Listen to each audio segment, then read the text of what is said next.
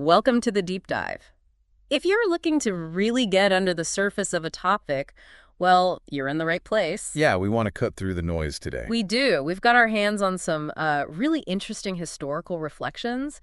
Think of it as an insider's view from the missionary movement during a big expansion period. It's a document looking back at how things were going, and our mission here is to really understand the author's main worries. And the solutions they were floating, right? Yeah. About setting up Christianity in, well, new places. Exactly. And what's key is this comes from within the movement. It's a self-critique, which is always valuable. Definitely. And it's not all positive. The author points out three disquieting symptoms, as they call them. Okay, what are they? First, that Christianity often just stayed, well, foreign, exotic. Okay. Second, how these missions kept needing outside help, money, leaders, everything, dependence. Right. Still reliant. And third, maybe the most surprising, how similar missions looked everywhere, despite massive cultural differences. Interesting. Like a cookie-cutter approach. Kind of, yeah. And digging into these, honestly, it gives you insights that go way beyond just mission history. Absolutely. So let's start with that first one. Christianity remaining exotic. What did the author mean by that? Well, they basically observed that despite all the work, Christianity hadn't really become indigenous in most places. It hadn't sunk its roots deep into the local soil, so to speak. Not truly part of the culture. Exactly. They do mention a possible exception where maybe Pauline methods were followed more closely. And just briefly, Pauline methods, that's generally Apostle Paul's way, right? Yeah. Empowering local leaders quickly and moving on. Yeah, trusting the Holy Spirit to guide the new church. But the main point here was, for the most part, Christianity was still seen as something imported, foreign. It wasn't perceived as theirs. Precisely. And you have to ask, why does that happen? What does it mean if a belief system doesn't integrate like that? Yeah, the author was clearly worried about that lack of deep connection. It makes you think about its staying power, its authenticity in that context. It really does. Okay, so that's the exotic issue. What about the second symptom, this dependence problem? This was a big one for the author. They were seeing missions that had been around for decades, sometimes 50, 60 years. Wow, that long. Yeah, and still needing constant help from outside. Leaders, teachers, money, you name it. So no sign of becoming self-sufficient. Very little, it seems. The concern was that they hadn't really developed the ability to stand on their own feet. And the author saw some pretty serious risks there. Oh, definitely. They feared that if that external support, the money, the personnel suddenly stopped. Uh-oh. The whole mission could just, well, collapse. Yeah. Converts might drift away. Ground gain could be lost entirely. That's stark. The goal, obviously, was the opposite missions that could sustain themselves, even start new work. Exactly. Self-propagating, self-governing. So it makes you wonder, what was causing this long-term dependence? Was it just money or something deeper? That's the question the author seems to be grappling with. Which leads us nicely into the third symptom, this unexpected uniformity. All right, this one is fascinating. Tell us about that. The author was struck by how missions in, say, China looked remarkably similar to missions in Zululand. Despite those places being incredibly different, culturally speaking. Totally different. And it wasn't just about agreeing on core beliefs you'd expect that. It was more about the expression of faith. So, like, no new insights emerging, no unique ways of living out the Christian life tailored to the local context. Pretty much. The author notes a lack of new discoveries about the gospel or distinct forms of Christian practice popping up. Initially, maybe they saw that uniformity as a good thing, doctrinal consistency. Perhaps. But it seems that pride shifted to concern, a worry that this sameness meant a lack of real organic growth. The author actually wanted to see Christianity flourish in, quote, foreign dress, right? Developing new kinds of beauty. Yes, adapting and expressing itself in culturally specific ways. The fact that it wasn't, that it all looks so much alike, became a real red flag for them. Okay, so 3 clear problems identified. Foreignness, dependence, uniformity. Let's get into the why. What did the author see as the underlying causes? Sounds like they did some serious soul searching. They really did. And they don't mince words. They point a finger at racial and religious pride. Pride, how so? A kind of inherent attitude missionaries had towards the people they were serving, often seeing them as, well, the text says, poor heathen. Oof, that's uncomfortable. It is. But it points to this sense of superiority, like the missionaries felt they were bringing riches, spiritual, maybe even cultural, to people who were destitute. Imparting wealth, not sharing something. Kind of, yeah. And the author felt this overlooked some really basic Christian ideas. Like which principles did they think were being missed? Several crucial ones.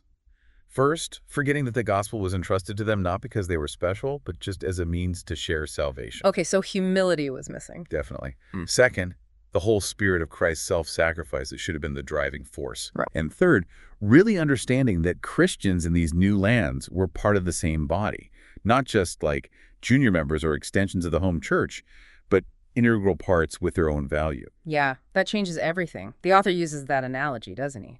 Shifting from seeing it as a wealthy man giving a mite to a beggar. To a husbandman sowing seed, which implies shared effort, shared dependence on God for growth, inherent potential in the seed and the soil. It's a powerful shift in mindset. And this attitude, this sense of superiority, it directly impacted how they did the work. Absolutely. It led straight into what the author calls the doing everything for them approach. Okay, spell that out. What kind of things were they doing for people? The list is long. Teaching, baptizing, leading church services, handling all the money, building the churches, providing the teachers for schools, nursing the sick, feeding the hungry, doctors, training programs, even ordaining local clergy. Wow, it sounds like total control. They were doing literally everything. Pretty much everything. So what was missing? If they were doing all that, what was the crucial missing piece? Recognizing equality and actually working with people side by side, not just acting for them as passive recipients. The author specifically mentions a real hesitation to actually submit decisions or plans to local councils run by Native Christians. Even if they were qualified. Even if they were, quote, proved to be qualified by devotion and intellectual force. There was this fear, it seems, of non-white leadership taking the reins. That sounds like a deep-seated lack of trust, doesn't it? It really does. And the author links this directly to fear and distrust, fueled by a lack of faith. Lack of faith. In whom or what? A lack of faith in the local converts, certainly. But perhaps even deeper, a lack of faith in the Holy Spirit's ability to work effectively through them. So missionaries assumed they were indispensable, that the converts needed constant hand-holding. That seems to be the implication. A belief that the Holy Spirit was guiding the missionary, yes, but a real reluctance to trust that same Spirit was equally present and powerful in the new believers. Wow. So they'd guide the converts constantly. Yes, and this bred anxiety. Anytime local Christians tried to take initiative, especially if it hit a snag, it just reinforced the idea that they couldn't be trusted to act independently. Past difficulties became justifications for future control. That sounds like a vicious cycle. And this distrust extended to structures, too, like how churches were organized. Exactly. The tendency was just to import the systems they knew from home, often complex church laws, rules, elaborate structures designed to prevent every possible mistake. Bringing the whole bureaucratic apparatus with them. Pretty much. And even when they set up councils with local members, the real power, the final say, often stayed with the foreign missionaries. There wasn't genuine authority given. I can imagine that would cause some resentment. The author says it did. It prevented true harmony and meant local leaders never felt full ownership or responsibility, even if their advice was technically followed. So what was the alternative suggested? Giving real trust, real autonomy. The author argues that even if that led to mistakes sometimes, and it probably would, it was better because it fostered that sense of responsibility guided by the Spirit within the community itself. Better to let them learn from mistakes than never let them take the wheel at all. Precisely. Instead of imposing these, frankly, imperfect systems from the West just because they were familiar to the missionaries. Right. And this connects to their whole approach to education as well, doesn't it? It does. The author uses a striking analogy. Slavery doesn't train people for liberty. Meaning Constantly doing things for people actually stops them from learning to do things for themselves. It hinders their development. So true education isn't about giving answers. No. It's about helping people discover their own inherent spiritual power, their God-given abilities, and teaching them how to tackle problems, not just giving them prepackaged solutions. But the missionaries were often doing the opposite, like always stepping in with the right answer. Yes. The author critiques this tendency to constantly provide solutions and control the outcomes. They refer to it as the age of Magnus questions, like a Q&A approach where the missionary holds all the answers. Instead of fostering that internal growth, that manifestation of the Spirit from within the person and the community. Exactly. It should come from inside out, not be imposed from outside in. Now, there was this common idea back then, a theory about how missions should work in stages, right? What was that, and why did the author have such a problem with it? Yeah, the so-called three-stage theory. The idea was, stage 1, the missionary brings their system. Stage 2, the converts learn and practice that system. Stage 3, eventually, maybe, they modify it. Sounds logical, maybe? Orderly? Perhaps. But the author calls it untrue and pernicious. Really strong words. Pernicious. Why so harsh? Because they fundamentally disagreed with the premise. They argued there is no stage where a new believer is incapable of doing anything for themselves. Because, the author insists, the moment someone is baptized, they become a temple of the Holy Spirit. They have that divine power dwelling within them immediately. So the Spirit is there from day one. Yes. And addressing the argument that maybe new converts lack initiative, the author counters that the Spirit of Christ is initiative. If it seems lacking, it might be because foreign control is squashing it. It always comes back to trusting the Spirit, doesn't it? It really does.